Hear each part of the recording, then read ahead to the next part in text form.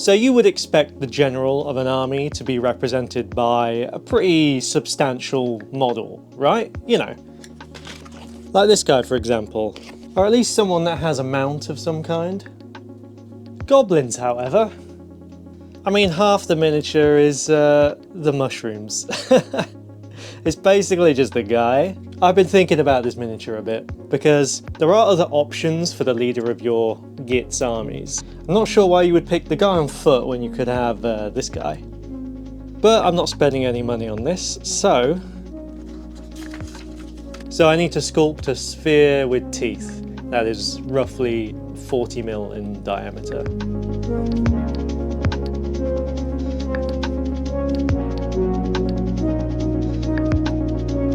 So here's my quick little squiggle of squiggle of a squig. So I'm going to have one foot, which is pretty much on the base. That'll be the main attachment point. The other foot I'm going to have curled over as if it's just been picked up, and it's not a full-on sprint, but there's a little bit of movement there. So I was a bit hasty in putting this guy together, really. Half the model was the mushroom. Oh, well, that works.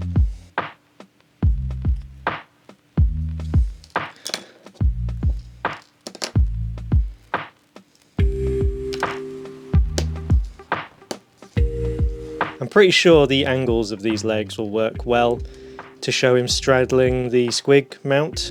I don't mind the end of this spear, so I think I'm going to keep it, but I'm going to extend it and turn it into a sort of lance or halberd and have him hold it in one hand. So his left hand is clenched. I'm just going to sculpt a big bit of squig flesh, like being grabbed by him as he holds on for dear life. These mushrooms, I don't really like those, so they can go. I think I'll sculpt a little cape for him. I'm not totally sure about his moon helmet, but I'm going to leave it anyway because it gives him some character. Alright, I'll come back to that.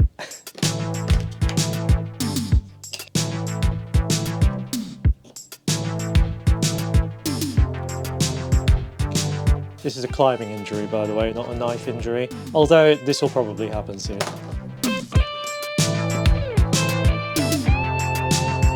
I hate mixing epoxy with gloves on, but I've got an open wound on my hand, so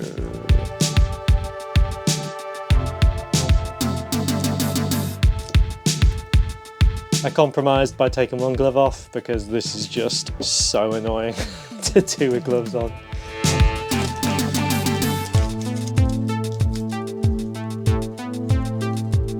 I'm going to do most of the sculpting with the bees putty, and then once I'm ready to put the rider on, I will finish the rest with bits of magic sculpt, because I want to make sure it's a nice snug fit and the hand of the goblin needs to be holding on to a big wad of fat from the squig, so I'll be doing that with magic sculpt. I mean, I've eyeballed that, I've done it really fast, it looks a mess, but this is a hobby project, so I'm just winging it basically.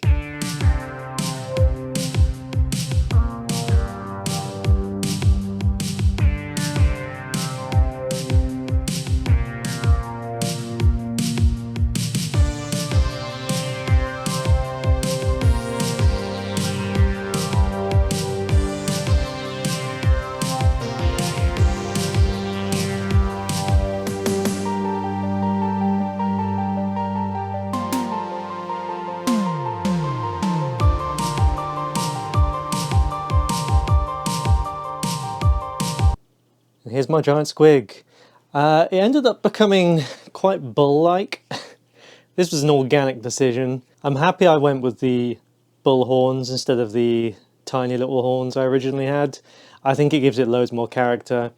I really like the old school nature of its face. To be fair, I feel like every squig that's ever been released feels very different. As you can tell by the fact I'm wearing the same clothes, I definitely did this in one day. Yep.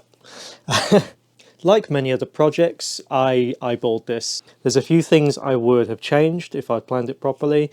The legs ended up being a bit bigger than I wanted. To be fair, I think the hench legs kind of add to the bull aesthetic. I would have made the horns one entire piece just to make them more secure, but because that was an afterthought, they're very, very fragile. When they inevitably break, they'll just get glued and then they'll be a lot more secure, so I'm not worried about that too much. So instead of continuing with the 4 trolls that I started sculpting, I guess 5, because there's a few more things I need to do on Moloch, I made a squig. So yeah, that's the way my head works. I get distracted quite easily.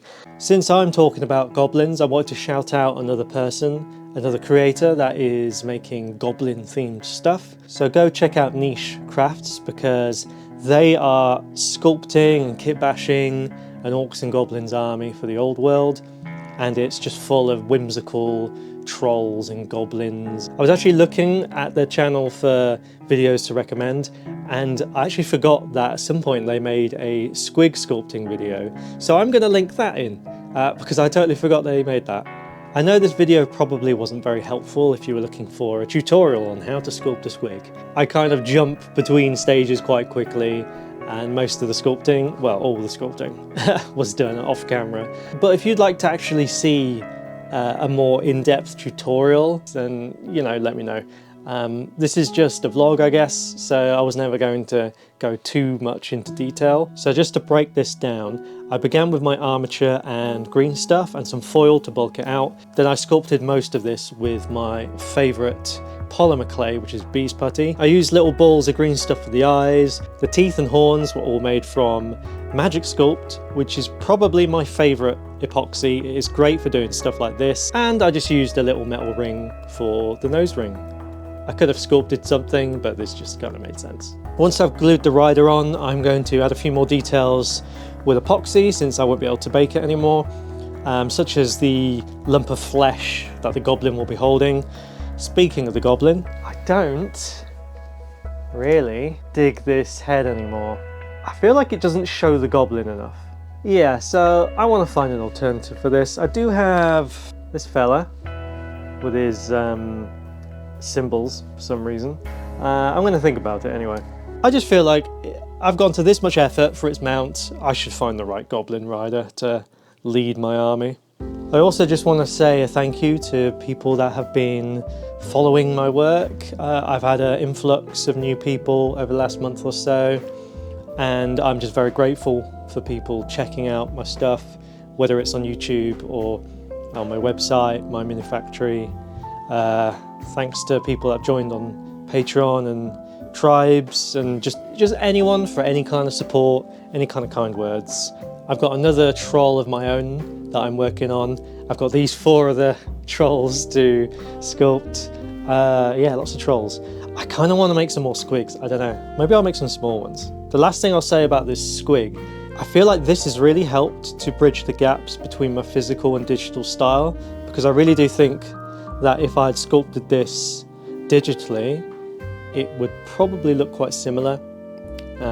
So I'm feeling quite happy about this. Let me know what you think.